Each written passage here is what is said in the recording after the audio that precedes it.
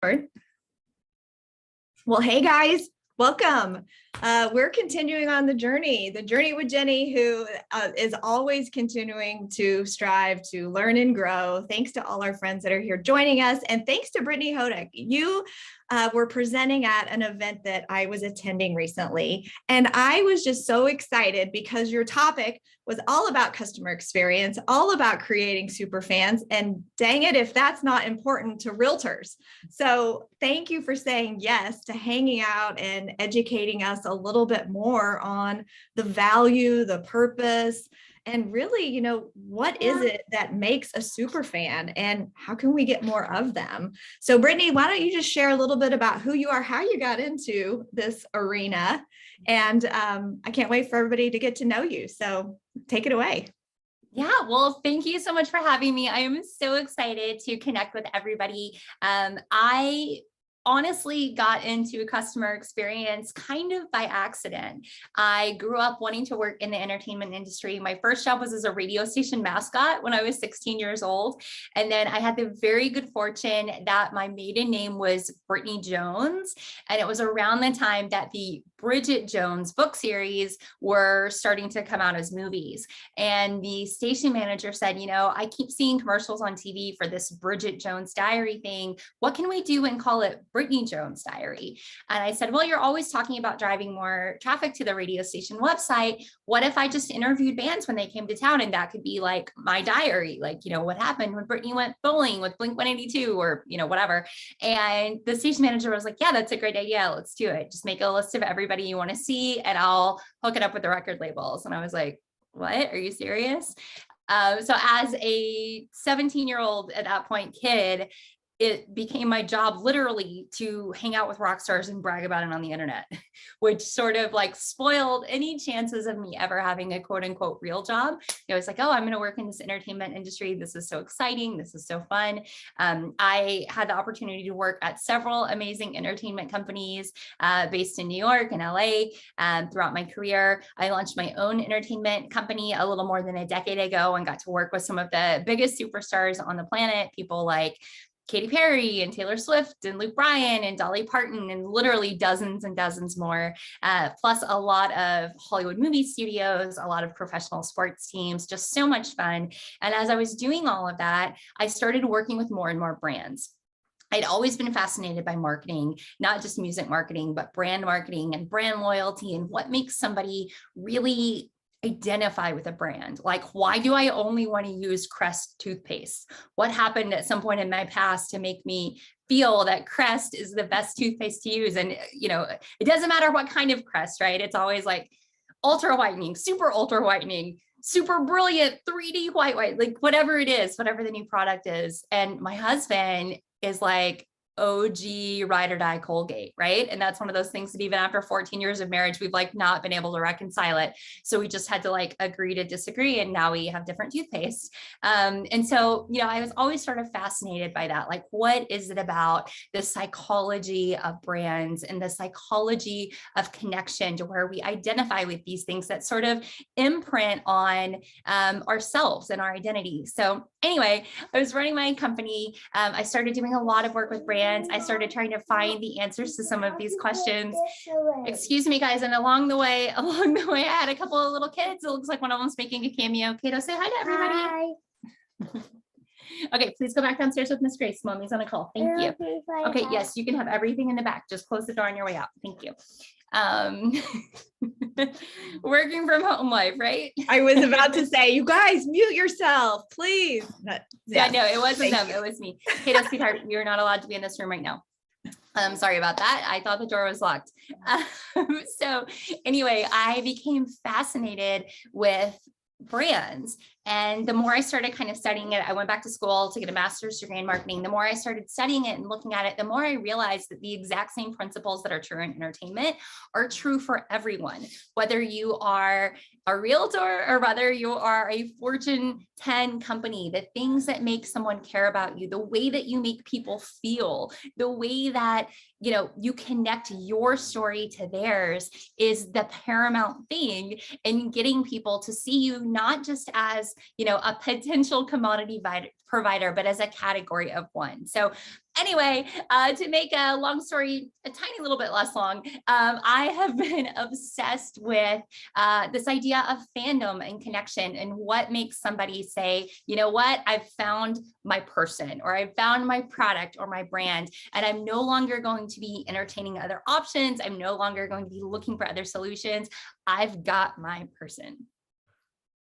Well, that is so important as a realtor. I mean, we are helping, Brittney, we're helping people through like their biggest financial investment of their lives many times. And it's a big deal. And we've also found that, it's so much better to retain our clients than to acquire new ones financially. And I'm sure you found that in all your studies, is that having these repeat and referral business they're so much more loyal and it's easier. The transaction is smoother. So what have you kind of found when it comes to, the background you have in understanding our marketing and our mind share as realtors? Like, what would be super important for us to make sure that we're adding into our story? I love this. So we are going to talk about the formula for creating a story that sets you apart. Right before we started recording, some people were probably on early when we were talking about it. We were talking about the difference between a customer and a super fan. And a customer is somebody who has a transactional relationship with you, where a super fan has an emotional relationship. They feel vested. I like to say super fandom is a two-way street. They care about you because you care about them. And connecting your story to your customer story is so important, because the fact that you guys are on this call today tells me that all of you care about your professional development, you care about customer experience, but you also know from working in the industry that, I feel like sometimes saying you're a realtor is a little bit like saying you're a musician, where you don't know when somebody says they're a realtor, like if they are legit doing this as their career, or there's somebody who a few years ago was like, yeah, I think I'm going to sell some houses, and like took a couple CE credits and passed a test, right? It's like when somebody tells you you're a musician, it's like, okay, do you like have stuff up on SoundCloud, or are you going to like win a Grammy in 2 years? And so I feel like as realtors, you're sort of like having to atone for the sins of others in a way, of the people who sort of don't represent your industry and your profession in the most powerful light and in the right way. So it's a little bit of like, you've got a higher bar almost than if, like it's like almost like you're not even starting from zero. You're starting from like negative numbers sometimes, because of like all of the ridiculousness that exists in the space from people who have not been good stewards of their customers. Wow, friends, did you all hear that? Because yes, that is absolutely so true. And I'll just guess that you used a musician analogy, since you live outside Nashville. You probably see more of this happening in your area than others. And I just think it's so important that in a world of lots of realtors, how can we differentiate ourselves? How can we stand out from the crowd, be a professional, deliver an amazing client experience? I know that many of us have that as our mission statement, to deliver an amazing client experience. And when you share that with the client at the front end, then you have to actually do it. So what are you finding would be the best way that we are held accountable to our word with our clients? I love that. Well, I think in terms of accountability, first getting really clear on what your mission is, what is your difference, what is your uniqueness, because it's hard for people, or sometimes impossible for people, to hold you accountable to standards that they're unaware of. So you've got to make sure that you say, this is who I am, this is how I'm different. And I think working in real estate, especially, it's so important for everybody on this call to know the answer to the question, why are you the absolute best realtor to help someone in need right now? Because if you can't answer that question, how is a prospective customer ever going to be able to figure it out, right? Like if you don't know what it is that makes you the absolute best solution for your perfect customer, it's going to be so much harder for them to figure it out. So getting really clear on who you serve. Maybe you love helping people who are moving from out of state because you've moved, several states away from your home on many occasions, and you know what that feels like. You've been in those shoes. You know what it's like to say, like, it's not just finding a new house, it's like new homes or new schools for the kids and like a new job and how we're moving all our stuff across the country. Or maybe you love working with first-time home buyers because you love that spark and that excitement. Maybe you love empty nesters, right? Whatever it is, whatever your thing is, get super clear on the customers that you feel like you were put in this position to serve. Who is it that you want to help more of? And will you help anybody? Of course you will. But once you get clear on exactly who you feel most called to serve, a couple of things happen. Number one, you start to attract more of those types of people, right? Now, it doesn't mean that because you helped somebody, let's say you love helping veterans. Does that mean that somebody who had an amazing experience with you isn't going to recommend their cousin who didn't serve? No, of course not. It just means you're going to get super clear on helping attract more of that kind of customer that you love the most. And when you do that, something really, really important happens. All of a sudden, you don't have to try to compete and win in 30 different areas. You don't have to say, I'm the fastest and the best and the most reliable, and I'm going to, get you to the listing the soonest, and I'm going to do bam, bam, bam. You're not trying to be like a snowflake going out in a bunch of different directions. You're able to say, this is what I am amazing at. This is my superpower. This is my uniqueness. And if you care about working with the person who is the very best at this thing, then I'm your guy or I'm your gal. And then once you have that, to answer your original question,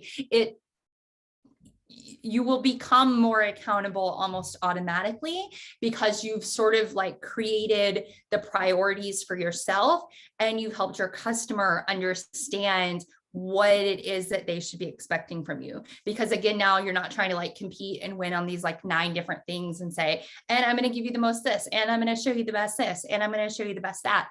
And if you're listening to this right now and you say, well, customers want everything, like they want all of it, what that probably means is you haven't gotten really clear on your avatar customer. So what you're doing is you're attracting a little bit of everything. You've got this sort of like, what do they call it? Like trail mix or Chex Mix bowl of like a little bit of everything. So you're like trying to make the peanut people happy and trying to make the like crunchy cereal people happy and the M&M people happy and everything, instead of saying like, I'm going to go all in on the M&Ms. I'm going to be like the best in the world at serving M&Ms.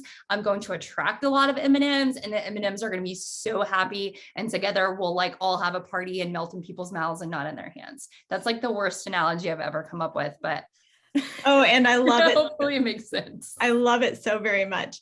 And this has been a topic for us realtors. Many of us go to trainings. Of course, these people showing up for free, just for fun on a Wednesday to learn a little something tells you that they're amazingly smart, talented people. And the topic lately has been getting really clear on who you are first, knowing your mission and your purpose, and then envisioning your avatar as, the client that you want to attract. So I guess my question is, because this is a big deal for lots of us, we know how to be a realtor. We know how to help people through the process and through the transaction. And how can we tell more people, whether it's through social media or our emails? Like, if you guys will go to Brittney's website, you can see her story.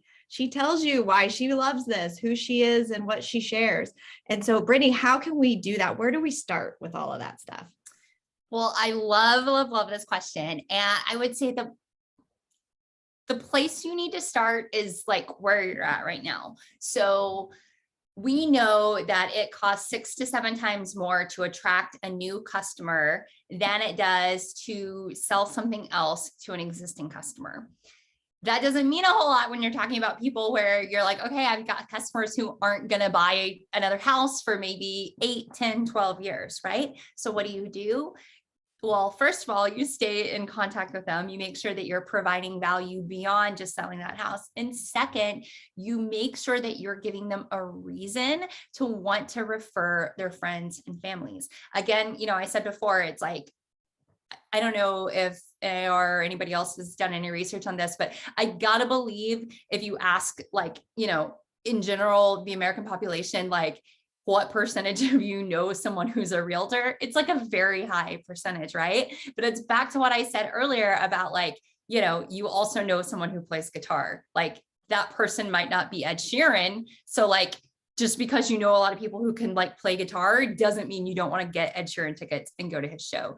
So you need to position yourselves as the one with the superpower at the thing that you do, because all of a sudden, like when you're Ed Sheeran, people want to work with you. You go from a commodity to a category of one. So in terms of how you grow that and how you share it, it starts with creating really amazing content that adds value. And when I say content, like nothing is more cringy than seeing people try to like chase every trend and be like, let me make a bunch of smiling videos where I'm pointing at stuff because this is what I think I'm supposed to do right now, right? Like, unless you are that person in real life, like do not do that. It is so cringy. Nobody is going to be like, oh, now I want to buy a house from you because you're clearly with it, right? Like, don't try to like do things that aren't aligned with who you are. Do not chase trends. Do not, like, I saw a statistic the other day. I wish I had saved it for this call, but it was like realtors post more on social media than like every other profession in the United States,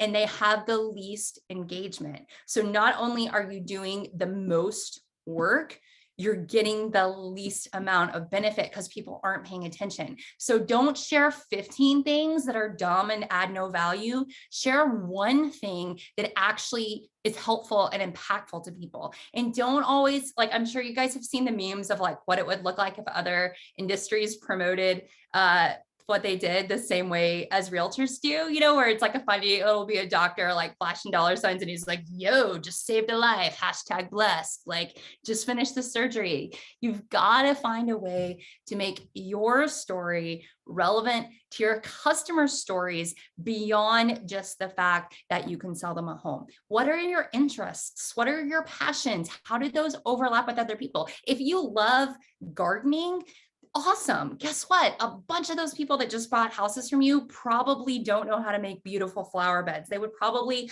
love to get tips from you. They would probably love to see your advice.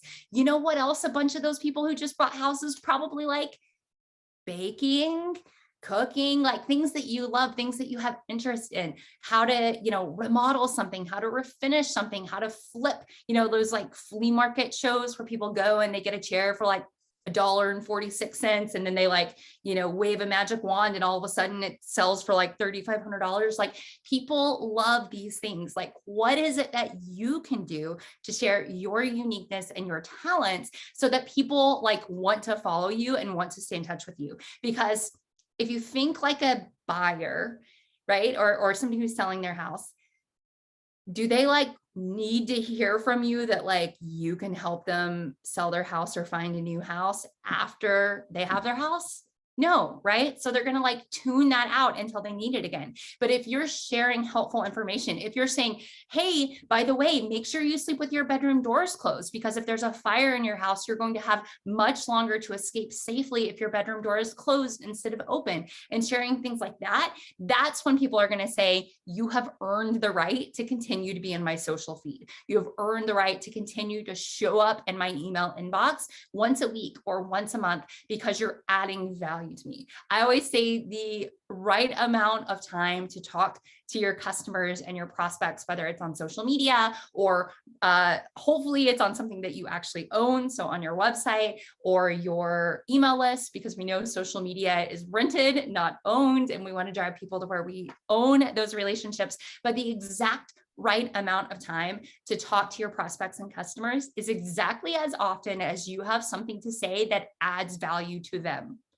Not any more frequently than that. Not because it's Tuesday and you send an email every Tuesday, not because it's Black Friday and you like read somewhere that, you know, on Black Friday, you have to like send an email to everybody. Exactly as often as you have something valuable to them is how often you should get in touch with them and share that message. Because every single time you post or every single time you send an email, you're giving people you're like reminding them how easy it is for you to be filtered out of their life, right? It's like every single post somebody can like hit unfollow, right? Like somebody can hit unsubscribe from every single email. So before you're like, yeah, let me make a bunch more of the stupid like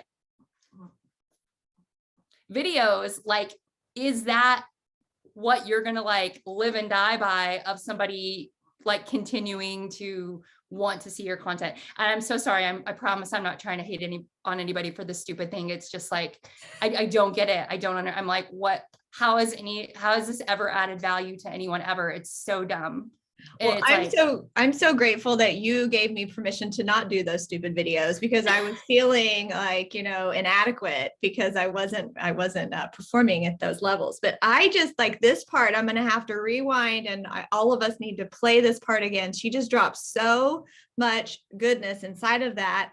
I took so many notes, but what I heard you say is, first you got to be you, and you got to be real, and you need to be authentically you. And so I've always found that the most engagement that I get, and I attempt to not post more than one time a day for sure, that's just my thing, is that when it has to do with me as a human, like with my daughter or my cute dogs. I mean, that's what matters most to us in life, hopefully our families, and being in our community and giving back and being out and about and supporting other businesses. Now, one other thing I wanted you to I need to say out loud, because so many of us live and die by our Facebook. And I personally had my Facebook hacked and deleted over a year ago. And it was the worst day of my life until I got mad. And I got mad because I was relying on this rented space to have all of my content and my life. And I know many of our friends over time that may come back and watch this later also have had the same issue. And so my reminder for this, and Brittney, tell me if you agree, is that, have your own website is where you have your content. Then you can share from there, or point people there, or have email addresses, having a database so that you can contact them, and instead of you just doing the little and hoping that they see you, right? Absolutely. And sorry, for some reason, my computer is like not charging, even though it's plugged in. So I just got the, like, you're about to shut down notification. Yes, 100%. That is so true. Like, and I'm so sorry, Jennie, that you got your Facebook hacked, but I've heard from so many other people that exact same thing happened, where they're like, I don't know what to do. And, Facebook groups have a lot of power. So I don't want you to think there's anything wrong with running a Facebook group. Like, it is a great way to keep people connected, especially if they care about your things. So like, if you're the person who always is the first to know about fun community events happening, or if you're the person who always like has, the inside intel on something else, like by all means do that. But as Jennie said, use it as a tool. Like I always say, imagine you're like throwing a party at your house and it's going to be amazing.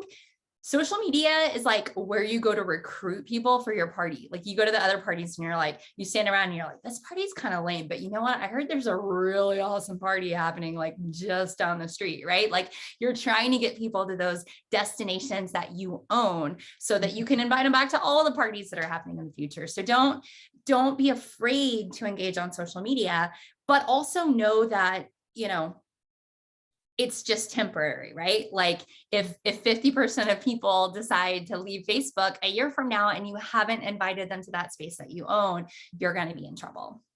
Dang, that's good stuff. All right, let's move on to your ebook that everybody should download if they haven't already. And they can go to your website and look on resources. And this is where I pointed y'all so that we'd have something to talk about, but I figured we've already filled the space. So this is awesome. So Brittney, you mentioned in your ebook, it's called WAVE and it's an acronym. So what does WAVE stand for and what can we learn from it? Thank you. Yes. So you guys all remember, you think way back, you go in the way back machine with me. We're going to go all the way back to like high school psychology class. You guys remember Maslow? And he had this hierarchy of needs, and you had to like meet the needs on the bottom before you could move to the needs on the top.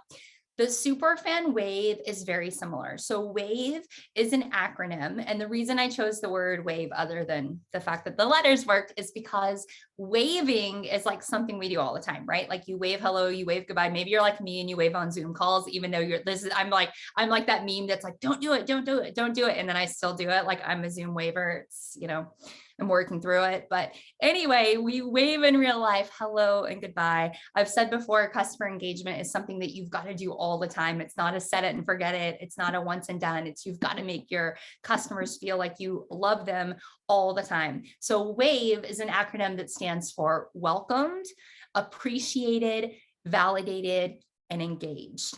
And as I said, like Maslow, each one builds on top of the one underneath it.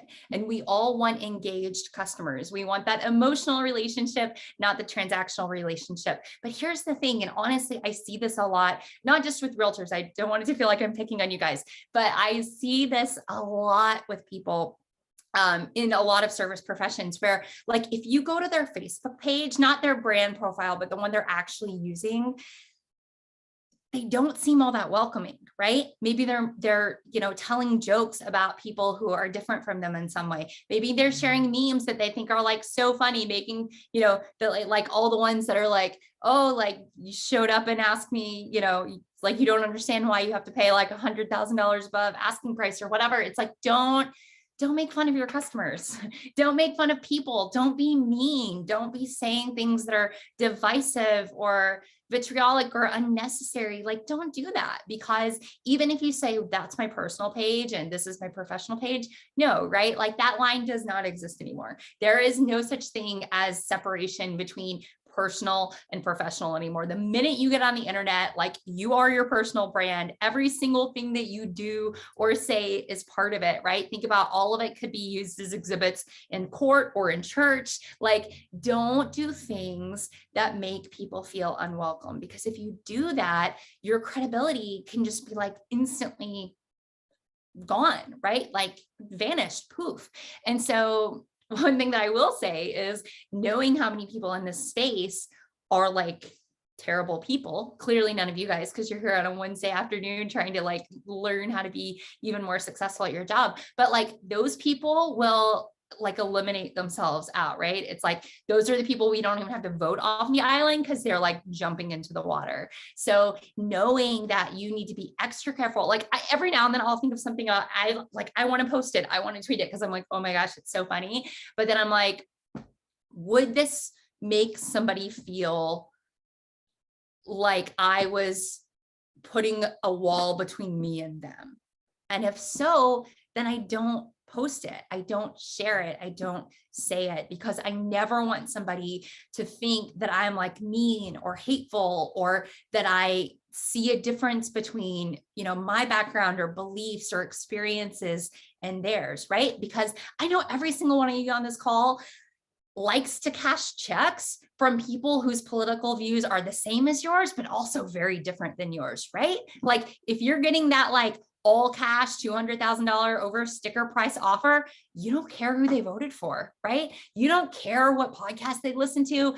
You don't care like any of that, right? So like, don't make it seem like you do. Don't already say, I'm going to take my customer base and try to make it like even smaller by making someone feel like they're unwelcome. So the first part of the superfan wave is for making people feel like it's a safe space, that you want them to come be a part of your world. You want to show up and help them and be that guide that they need for this very, scary, overwhelming, important, confusing life purchase that they're contemplating and trying to find that right person to help them with.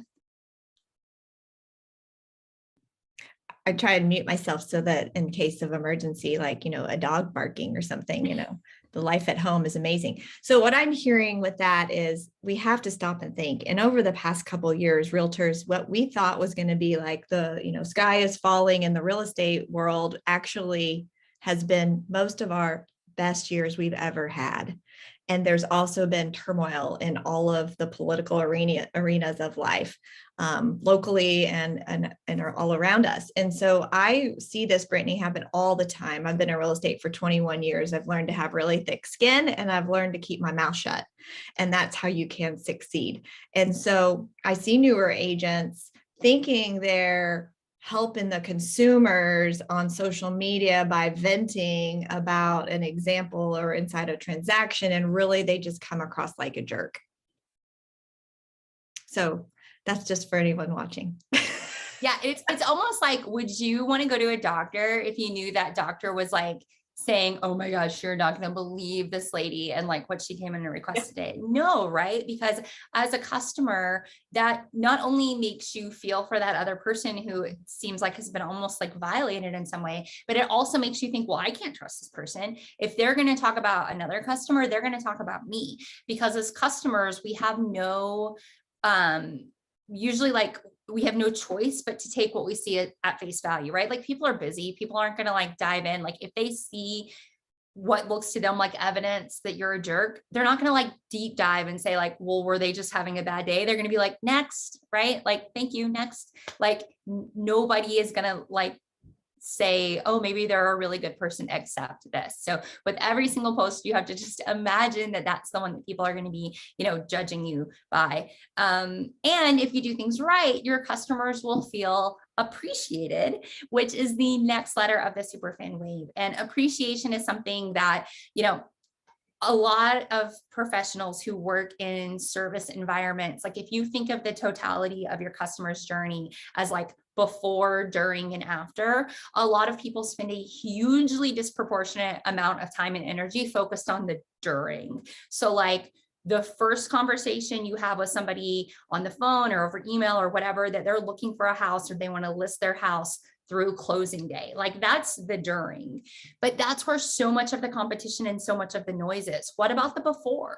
What about the after? That before is how you differentiate yourself, making sure that you're treating everybody who comes to any of this space that you're owning or renting online or social media, anybody who meets you at an open house, making them feel like they matter to you as a person, like you care about them as a unique individual human who like, maybe they'll buy a house from you one day, maybe they won't, who cares? You don't care about them because of like the MLS number they represent. You care about them because of the person that they are and the uniqueness that they inherently have as like a neighbor of yours on this planet. So like the before and then the after, like making sure that, again, it's not like, you know, I really need to come up with like a business way to say like hit it and quit it. Cause I said that in a call the other day and I was like, oh my gosh, that's so terrible. But like, if anybody has a better way to say that, that doesn't sound that bad, please put it in the chat, because nothing is coming to my mind. But like, don't hit it and quit it. Don't like sell them a house and be like, peace, like on to the next house.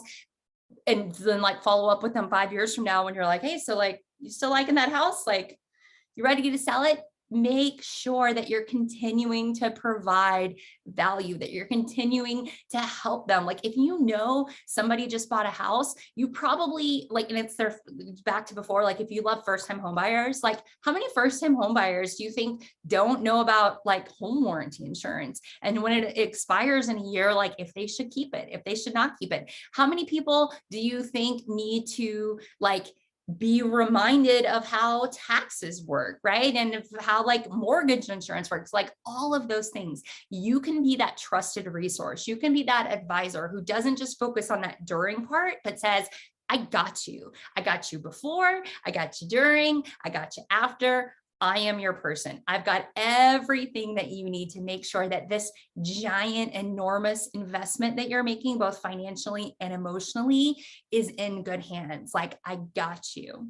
Oh, girl. So listen, here's the thing is so many of us realtors, we finish up the transaction with our client. And then we think, oh, you know, they're fine. They don't need me. I'm good. And here's the thing that I found is, what do the most consumers think about realtors? What do they think we're out for? And when we don't call them afterwards and check in and say, hello, how's it going? You getting unpacked? Do you need anything? What are we proving to them that we were out for? Yep. So when you guys ghost, I love it because we got some words down here for you. So just ghost. Yes, some of those are so much better. Thank you. A turn and burn. That's a great one. Yeah. Turn and burn. I love that. But that's exact follow up. I mean, you guys have a system that after closing, you have a reminder because you're, moving on and you're helping new people, and that's great. But we have to continue to come from contribution. So thank you for the reminder on making them feel appreciated after the closing day. And that's how we get the super fans and the repeat referral business, right? Absolutely. And the next letter, validated V, is also something that's before, during, and after. So never making somebody feel like they, are like, should be embarrassed by how little they know, right? Never making somebody feel bad about not knowing what they don't know. I'll tell you, we're all friends here, so I'll share this, even though it's embarrassing. I lived in Manhattan all of my adult life. So I did not know how buying a house worked, right? And in Manhattan, it's you've got co-op fees or condo fees or whatever, in addition to your rent. So a few months after we moved into our house, and we're in an HOA, so we pay, I don't know, whatever it is a month for our HOA fee. And I was talking to my husband, and I was like, hey, so after we pay off our mortgage, how much does our HOA fee increase by? And he was like, what are you talking about? And I was like, well, after we don't have a mortgage payment anymore, somebody's got to be getting more money from us, right? Does the insurance go up, or does our HOA fee quadruple or something? And he was like, I don't even understand the question you're asking me. And I was like, I'm saying what happens when we pay off the mortgage, when we own the house? And he was like, we own the house. That's what happens. And I was like, so we're going to just have thousands of extra dollars a month.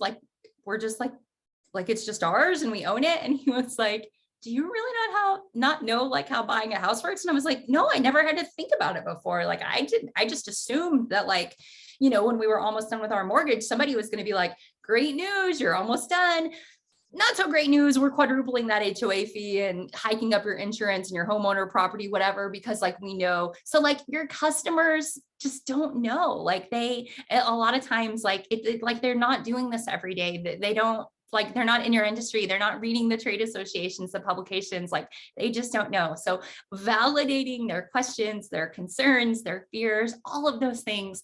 And, some of these letters sort of blur together a little bit. Like I said, it's Maslow, it's going up the ladder. One of the things that I want to make sure that we talk about, just because it's a pet peeve of mine that I see, is terrible, terrible, terrible self-centered closing gifts. And if any of you feel like you've been guilty of giving the bottle of wine with your face on it or whatever, there's another free thing that you absolutely need to download on my website. It's not even behind an email. You don't have to give me anything. Actually, Alex, you can just drop it in the chat, please. It's top gifting ideas, gifts that actually connect your story with your customer story, that aren't just you making it all about you. So for instance, I always say you can use one of your hobbies or interests to create an amazing closing gift that sets you apart, but make it about your customer too. So for instance, if you love Lego and you want to say thank you to a family that probably also is into Lego because they've got little kids, have somebody make a custom Lego of their house. You can go on Etsy and there are people who will take the bricks and make something that looks like somebody's house and put the little mini figs out in the front yard. You can do that. Or you can take a picture and turn it into a Lego piece of art where every little pixel is an individual thing. If you love puzzles, take one of the listing photos and make a puzzle of the new home for the people and use it as a closing gift, right? Or have somebody paint a beautiful watercolor painting. There are so many things that you can do that are thoughtful and meaningful, and somebody will want to display it in their home or keep it forever or share it on social media and tell people about it. But do not mistake a gift basket with your face on it as a gift, because it is not. It is an ad. If you are putting your face on it or you're writing your name on it, that is not a gift. It's an ad. You would never give your sister-in-law or your friend or a colleague a gift and write their name on it, right? If somebody got me a phone and wrote Jeff on it and was oh, I want to make sure she remembers who it's from. What? But we do that professionally, right? We're let me make sure my name's on it. Let me put the logo on it. So sorry, that's just my little like vent session up on the soapbox of, again, like what do you love? Like, do you love to cook? Make an apron, but instead of your logo, say, nothing tastes better than new home cooking, right? And like, give them cookie cutters and say, join my Facebook group and my email list because I share new recipes every single month, or like whatever. You can connect your story to theirs in a way that's not like, here's a knife with my like MLS number on it. Brittney, you don't even know. I'm certain that everyone listening to this is like, oh my God, that's brilliant. And here's what my brain goes to. I know the value of this. This is so important. And it's not even about us, it's about them. And my brain likes to have systems and consistency. So then I go, uh-oh, how am I going to make sure this happens with every client? Some of us help lots of families in a year. So what would be some hacks or tips that we have a plan in place? Would it be for all people that it's similar or personalized or what? That is such a great question. And I love it. The first thing I would say is everybody needs an Alex in their life. Alex on my team is amazing. I am very much the like big idea person. Alex is the, hey, Brittney, you promised these 6 things. So like, how are we getting them done person? So first I would say, get yourself an Alex. Second, I would say the brilliance of creating something that's repeatable but feels personalized is that it makes it so much easier. So like if you give somebody a puzzle that's got the picture of like their front door and it says, the Jones family out in front, or you give them a welcome mat that says the Jones family and has their address, that feels very personalized to them. But for you, it's just a step on your checklist or a step in your CRM that says, I'm going to go make that thing. And you can make that same thing. Like you can make 200 families puzzles in a year.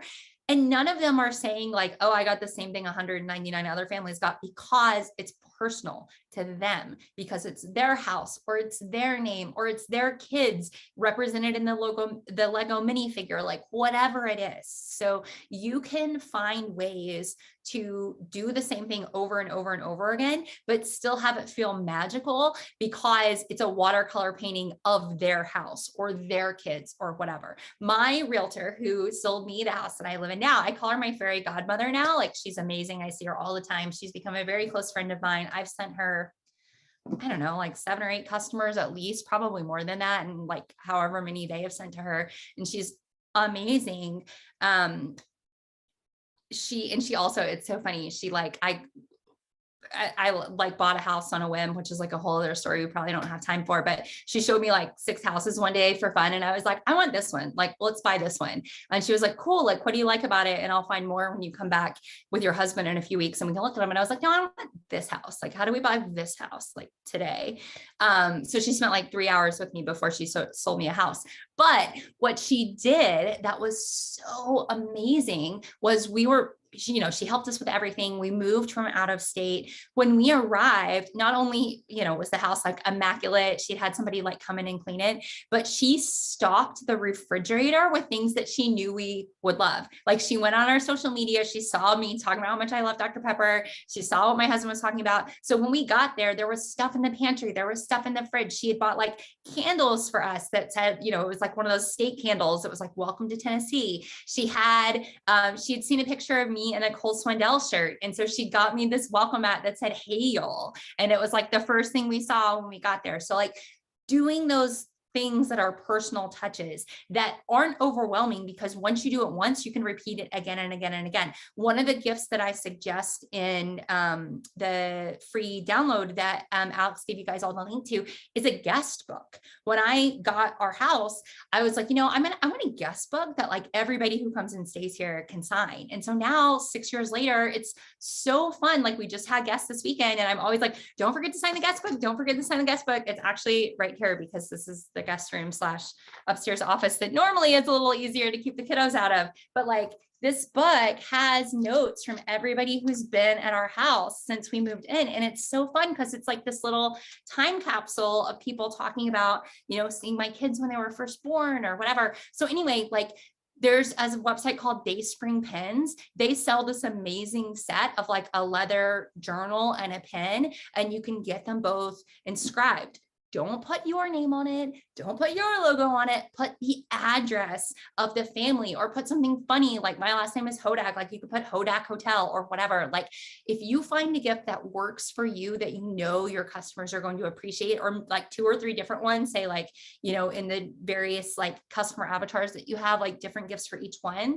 It's not something that you have to do from square one every time. It's just saying, okay, like I'm going to, you know, order this gift or that gift, and you just repeat it, but it feels super custom. Okay, I love it so much. And thank you. You affirmed the gift that we give our clients is actually a welcome home mat with their name on it. So I think we're in amazing. We're good there now. So I think everybody got some really good stuff. And so our engaged.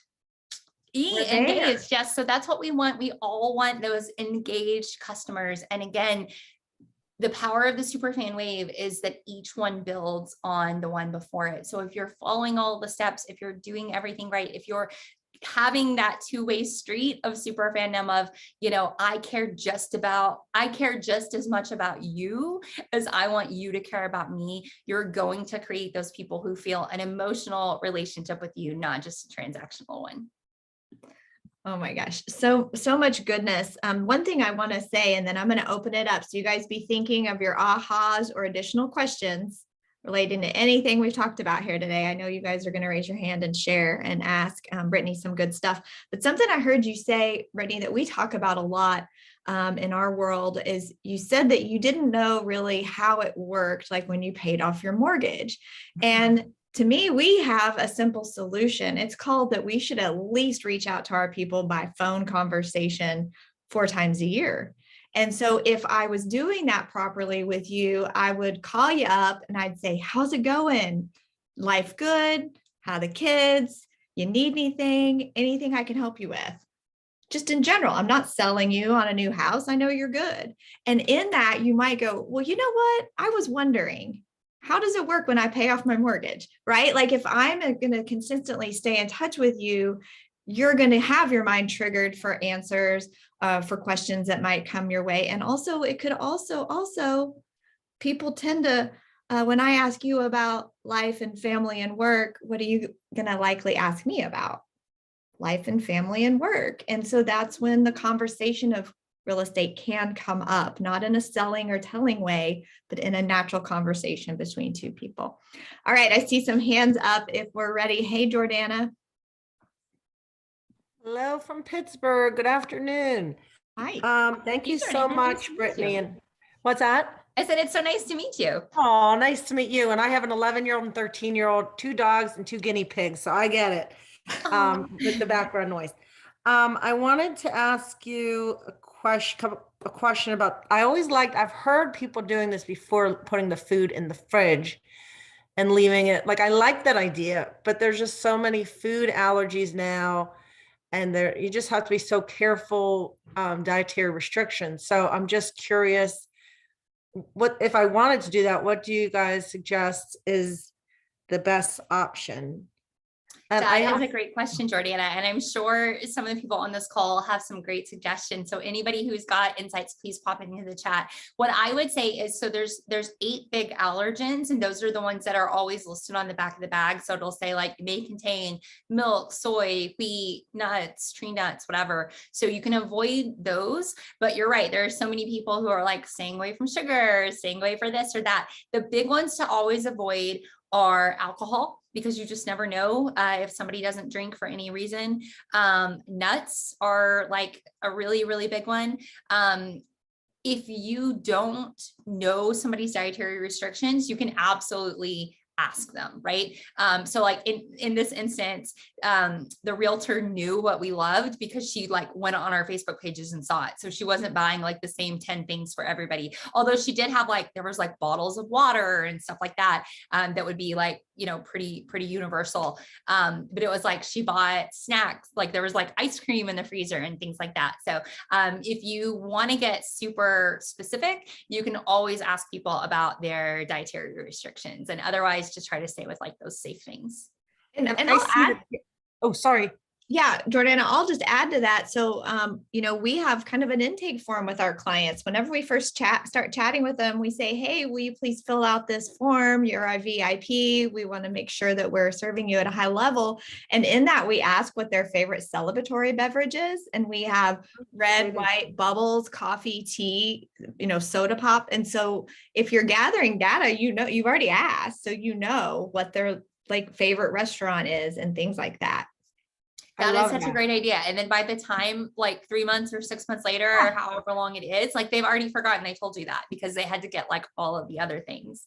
And also, Jennie, something you said before, I love that checking in with your customers quarterly. Another thing that if you guys aren't doing right now is so beneficial is all of the questions that you get asked, like on a regular basis.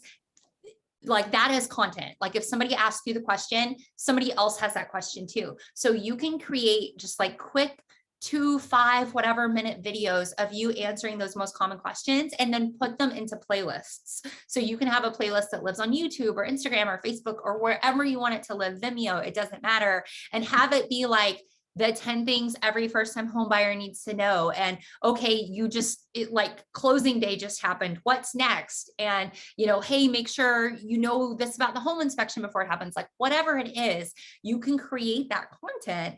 And then when somebody has a question, you don't just send like, if somebody is like, hey, I have a question about like, I just got this note in the mail that somebody like bought my mortgage. What does that mean? You can send them a link to that specific video. And then also say, oh, by the way, like, watch everything in this playlist because you might, like there's going to be other stuff that you are curious about too. Like when people ask me this, they oftentimes want to know that. When you do that, when you create that evergreen thought leadership content, not only does that save you tons of time because now you don't have to like answer the question for 50 different people about like, oh, well, I worked from home all last year because of COVID. Does that mean I get to like write off part of the cost of my mortgage on my taxes? Like, I don't know, that's probably a bad example because I'm sure you guys would be like, we're not tax professionals, but like whatever it is. But I can point you to one. Yeah, exactly. So anyway, like once you create that content, you can use it again and again and again. You can send it to your clients. You can send it to prospects. You can share it on socials. It's like, you can use it again and again and again and again. I love it. Hey, Edna, what do you got? Oops. Okay. Thank you so much, Brittney. I mean, my mind is just blown right now. So thank you. My aha. So before Jennie, there's a before Jennie and after Jennie for me. You would never find me talking on Zoom, just never. I don't like to be on video. So after Jennie's classes, I started doing 2 videos a month with Viral, and the content is just, it's making me bored. I'm bored with it. And it's like, how are my people going to just keep watching these videos? But I had a huge aha with what you said earlier, having some kind of content. And I'm thinking in my mind, I wrote a lot of notes, but like having a hack, like a home hack at the beginning of each video that says, hey, did you know you could use this for your home? And then go into my video of whatever it is, whatever content I have. But anyway, thank you so much. That would just really hit home with me. Oh, well, thank you so much for saying that. I'm so glad that you took all those notes. And Edna, I hope I get to see you in a few weeks in Oklahoma City. So I will make sure you get the information about that event. And what I will say for everybody, like, if you feel like your content is boring, it probably is. Like, this is not a dig at Edna, but like, if you don't want to watch it, nobody else is going to watch it.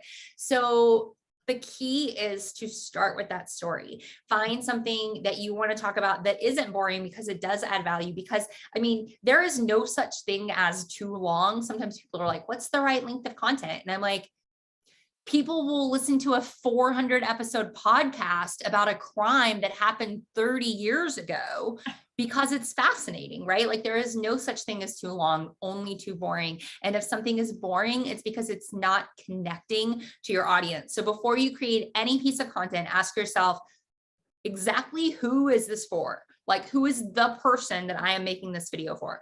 The second thing you're going to ask yourself is, what do I want them to take away from this? Like, at the end of watching this video or reading this blog post or whatever, what is the takeaway that I want from them, right? Like, what do I want them to do?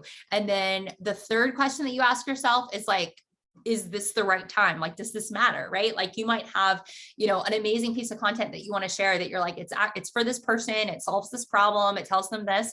But then if it's the first day of like Russia invading Ukraine, like it's not the right time. Like, don't share it today. So like, make sure that you know exactly what that content is that you're creating, who it's for, what you're helping them with, because if you try to create content that is for everyone, it's going to be right for no one.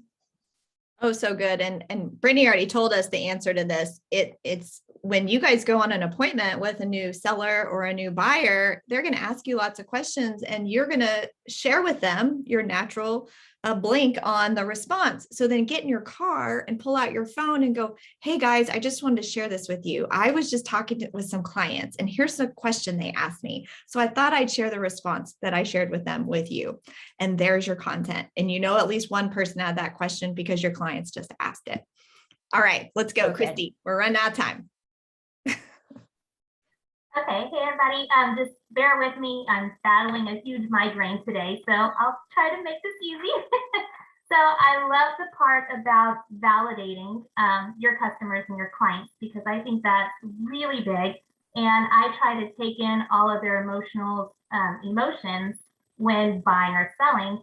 And I had to sell one of my clients' mom's house, and her mom had just passed away. So of course she was very sentimental towards the property and crying, and I want to sell it, but I don't want to sell it. All this hard stuff. We finally got to close to the close, and she was just breaking down. So I spent $100 on a healer to come over, like an energy healer. And we did the whole routine with the candles and all this stuff. And afterwards, she said that was a personal journey for her and made her feel 100% more better about selling mom's house. So in my opinion, that created value to her, that I actually listened and took in consideration that this is mom's house and it's very hard. Oh. And another one, this is weird. He was real big into the supernatural, ghosts and things like that. And I 100% promise you that I have walked into a haunted house with this buyer, because the whole thing was super weird and he was really big on that. So again, once we bought a house, he kept telling me, I don't feel anything here. I feel like the house is clean, but I had someone come in and do a house cleansing for him. And he just thought that was so much value to that he shared that on his Facebook, and we got a lot of interaction on that. Oh my gosh, Christy, I love both of those stories. Thank you so much for sharing. I'm so sorry you have a migraine. I know firsthand how horrible those are. But what I just heard was there is such an opportunity for you to create content around how do you know if the house you're looking at is haunted, right? Yes, maybe even invite that guy back, like make it an ebook, make it little downloads, make it videos. Like you will attract people from all over, because I guarantee you, like if you guys don't know the website Uber Suggest, it's UBER suggest.com, and you can type in any search term and see how many people are searching for anything at all. So like you can see how many people last month typed into Google, how do I know if a house is haunted, or is my house haunted? And so you can use that to start to get intelligence around like how many people are asking the types of questions that you think you could create content around. But I love both of those stories, Christy. The fact that you already have an energy healer like on call is amazing. You 100% need to be creating content about like what to do if your house is haunted. Love that. Like all of the things. So great. Thank you, Christy. Hey, Rayanne. It's Uber Suggest, Rashonda, UBER suggest.com. Hey, everybody. Hey, Brittney. Hey, Jennie. Hey, ladies. I just had a quick question about keeping in contact and reaching out to your sellers that have moved out of the area versus, of course, it's, kind of easier to keep in contact with buyers and sellers that are still in your area. Is there a different process or different things to do with sellers that you sold their house and they, retired to Idaho or wherever? That are not necessarily in the area, but still keeping that contact? Yeah, hey, Ryan, that is a great question. Thank you so much for asking it. What I would say is if you have the capacity to separate them, if you're not going to look at it and say, I am so overwhelmed trying to maintain one list, there's no way I can have multiple lists. It is a really good idea, because you don't want to stop talking to those people, because if they lived in your area, that means they probably still have ties there, right? Like maybe they still have colleagues there, or they have family there, or their kids might want to move back, or they might want to move back. So I wouldn't have them out of your database, but you're right that it doesn't make sense to let them know about things that are happening specifically in your zip code or in your area. So while I wouldn't remove them from your like database in general, if you have the capacity to separate them out, yes, it is a very good idea. But a lot of times what happens is people don't take the first step because they like can't visualize the 20th step. So I don't want anyone to hear like, oh, I shouldn't start a database and I shouldn't be sending emails because I don't have the time to maintain it. So using like the anniversary of when somebody bought their house, or using a certain holiday throughout the year so that you know every year you're going to go in and sort of like list sweep or list clean up a little bit is one way to do it. You can also like my dad used to run the customer service department at a car dealership, and he would send people recipe cards. So like one of the things you got when you bought your car was like a recipe kit, like a holder, and then they would send postcards in the mail every single month with a new recipe that was tied to like, you know, barbecue for July and whatever. The reason he did it wasn't just because it was like something in their mailbox every month. It was that as soon as somebody's address changed because their mail was getting forwarded, it returned to him. So he was always able to keep up with his database because every month he would get a stack of postcards back that were like returned to sender because they had, you know, limited, it was like past the amount of time the mail would get forwarded. So there's also like clever things like that you can do to help make it a little easier. So yes, if you have the capacity to speak to different people about different needs, you should do it, but nobody should like use that as an excuse not to at least get started with conversations and reach out to customers. Gotcha. Thank you. Oh my gosh, Brittney, I'll tell you what, as a realtor, the worst thing ever is to get returned mail from a past client. That means we didn't do our job and stay in touch because we didn't know about it. So I heard so many hacks, techniques, ways to think about our people. Brittney, you've hung out with us for an hour. You've shared so much good stuff. How can people best continue? Did you just finish up? You're finishing up a book or something. So that's cool. I am. Yes, I will make a completely 100% shameless plug and say my book does not come out until January, but I am completely biased and think it's pretty good and will add a lot of value. So if you feel compelled to pre-order it, please do so. Here's the cool thing about Amazon pre-orders. It says right now it's $27, but it will be less than that. Like they won't charge you until it ships in January, and Amazon always lowers the price. So it'll probably be like $17 or $18 at street date, although it's totally worth $27. In my humble opinion. Totally. So if you feel compelled, please go ahead and pre-order the book at the link below. Also, thank you for downloading the Wave ebook. For those of you who did, you will continue to get emails from us about once a week. So I hope you find value in them. If not, let us know, like hold me accountable. You guys can write back and be like, hey, I don't know about this. Not sure. So sorry, that was like a long rambling response of yes, absolutely. You can pre-order the book. Absolutely. You guys can opt in to be part of the newsletter and hear from me every week to hold me accountable, to make sure that I'm adding value. And Rianne, on that note, like something that I thought about, Jennie, you could make like a guide for you that's like a moving checklist, right? Because people are moving perhaps from a home when they're buying a home from you, but then also when you're like selling your home and moving. So if you let your customers know, like, hey, even if you're not going to have me list your house, if you're moving, like make sure you reach out so I can give you my whatever step checklist, or make sure you don't do these things. So if you have content that's like the 5 things everybody forgets to do when they move, or like whatever, like create some sort of content that you can own around that so that people have an incentive to reach out to you before they move, because they're like, oh yeah, I want to get that thing. And then like, you'll know if somebody's downloading that on your website, you'll be like, oh, well, they must be about to move because they downloaded my, like, you know, if you're leaving the state of Kentucky, here's what you need to know, or like whatever. Oh my gosh, I don't know about you guys. I have so much energy. I'm so pumped up. We got to make sure we have our story clear and correct with who we are, being authentic, and we need to create content that's valuable to our people. Does that sum it up, Brittney? 100%. That was great. Thank you so much. Thank you for everybody for hanging out. I know I went over. We're so grateful for you. So grateful.